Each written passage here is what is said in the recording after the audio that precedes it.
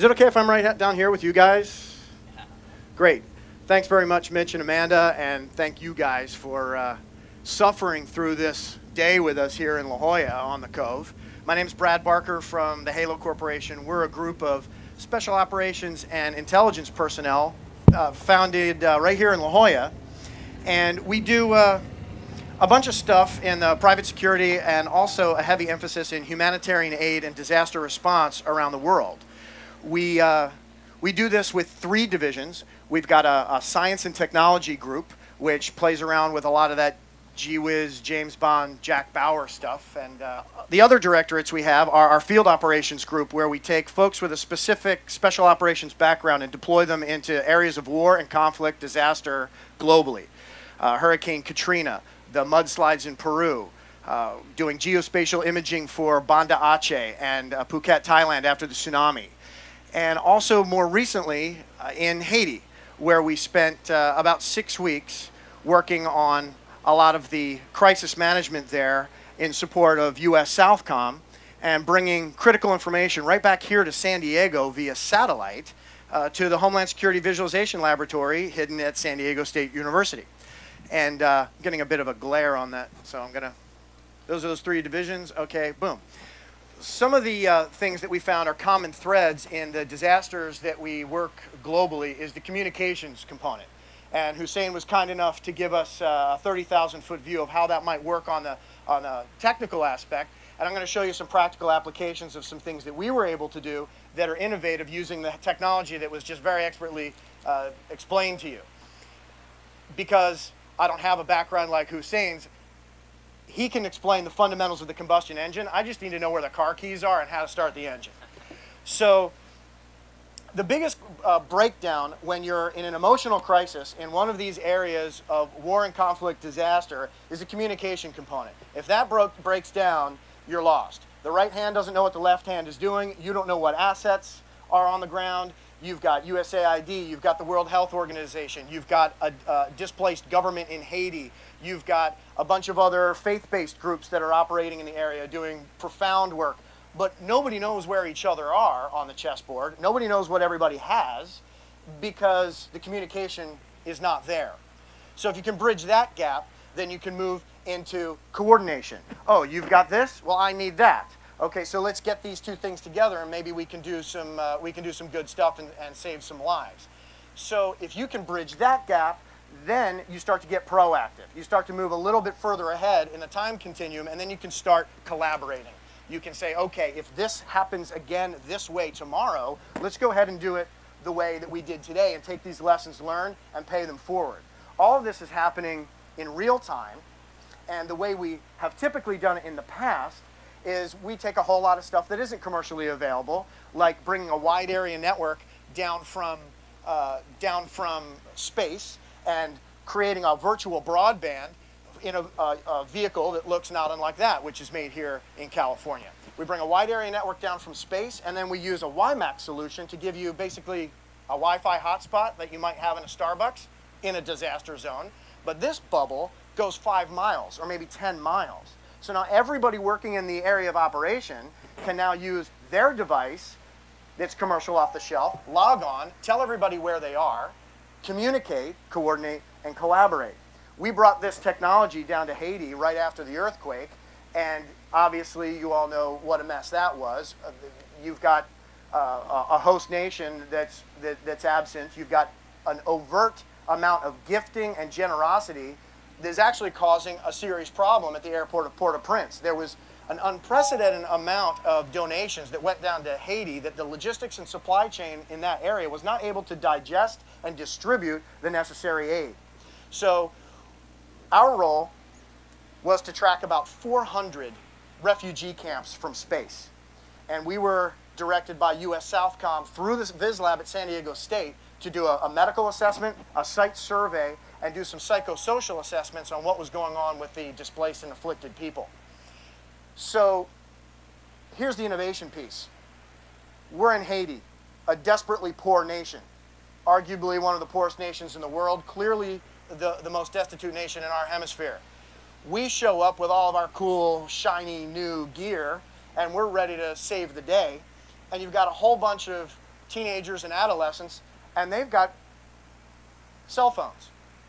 And the Digicel network, which runs the cell phone network in the Caribbean, they were up and running right after a 7.1 earthquake with very little loss of connectivity. So these kids, who have cooler cell phones than I do, I might add, were able to chat back and forth in between the camps and tell everybody what was going on. These guys were doing what we were sent down there to do. So here's the innovation piece. We work with the Science and Technology Directorate of Department of Homeland Security, Department of Defense, State Department, a whole lot of people that know how to do this kind of stuff. I've been fortunate enough to socially go to their houses, and these people know what's going on in technology.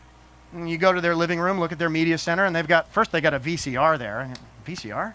Next thing is it's blinking 12 o'clock, and and these guys are doing the innovative technology solutions they're deploying down there. And these kids have just gotten their butts kicked, and they are running the show innately in like a viral connectivity solution. So we took a lesson from them. So we had our phones with us.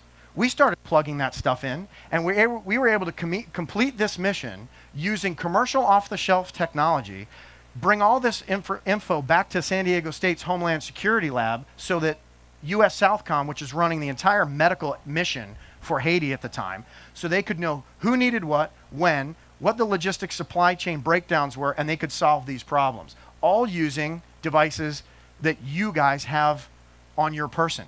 You've already paid for it. The network is managed by somebody else. These are innate apps that are, I challenge anyone who has a 3G or 4G phone right now to buy one that doesn't have a GPS already in it. So to find the latitude and longitude and be able to geotag that, you already know how to do this. How many of you are maybe updating your Facebook status right now, or saying, what is this guy going to say next? I mean, you guys all know how to do that. Innovative technologies like Bump are taking the already existing network that has already been deployed by people that we don't have to pay, and we're capitalizing on this packet disbursement. It's all about the concept of getting the right information to the right guy in the right time in the right format to really offer this interoperability solution. So that was something that we totally took advantage of in a place where we didn't think it was possible. So San Diego State University gave all that information, and a quantifiable amount of lives were saved. There are people in Haiti that draw breath today because of what the Haitians were able to teach us, the experts, about how to share this information on who's got what and who needs what. Now, that's the Viz Lab at San Diego State, if you guys can see that. Now, we took this innovation here that we got from the folks in Haiti, and now we've shared that. We've written after-action reports, shared that with Congress, shared that with folks in government, and ironically today, we've got a project happening all through Southern California right now using commercial off-the-shelf technology, cloud computing, and operating in a collaboration environment like we learned for the first time in Haiti, applied it, and now 24 countries are involved in an exercise that's happening right now today as I'm talking to you, anchored at San Diego State's Homeland Security Visualization Laboratory. So we want to make this a little bit personal. We were operational in California Firestorms 2006, and of course its sequel, the Firestorms 2007, where we thought everything in San Diego had already burned, so what is left that's combustible? Well, these types of solutions, it's going to be incumbent upon you to be able to learn how to use the apps that are in the phone you already bought. Here's a hint. In the box that you bought it in, there's this shrink-wrapped bag with this manual in it. That gives tremendous insight as to how this device actually functions. You've got some amazing innate applications on your device that is being used globally now to save lives. So when this kind of stuff happens, how can you respond? How can you help? We found in the disasters that we've worked globally that people who are afflicted want two things. They want to make sure that those they love are okay, and how do I get next to them? Everything else is secondary or tertiary. None of the rest of it matters. So the takeaway is government's not coming to help you. In an instance like this, you have to be able to be resilient. You have to use your tools. You have to use the skills you have. This is a huge one, huge one. And if they can get a network up in Haiti after a 7.1 earthquake, I think Verizon and Can You Hear Me Now and my network behind me and all these folks here in the United States, we should be able to take a pretty good lesson from the folks in Haiti, who isn't on my list of countries that have contributed technological innovation, but they have. And this is an example. If something were to happen here locally, here in Southern California, we've had the threat of this big earthquake for the last 20 years or so. What if that's the state of the closest hospital to where I'm addressing you now, Scripps La Jolla? What if that's what it looks like?